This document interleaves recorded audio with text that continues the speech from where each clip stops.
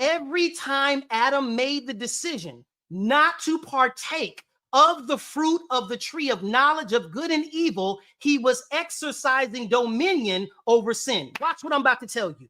Every time you decide not to fornicate, not to drink, not to be unforgiving, not to be rebellious, not to be stealing, every time we say no to sin and yes to God, we are exercising the dominion that God gave us in the Garden of Eden. Woo, y'all better get this gospel. In the same way that Adam exercised dominion in the garden prior to the fall, every time we say no to the forbidden fruit that is in our lives, every time we say no to temptation, we are exercising the dominion that God always intended for us to have over sin.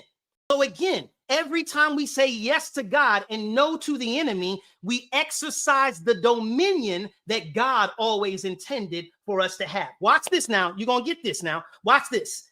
Where the first Adam fell, the second Adam succeeded.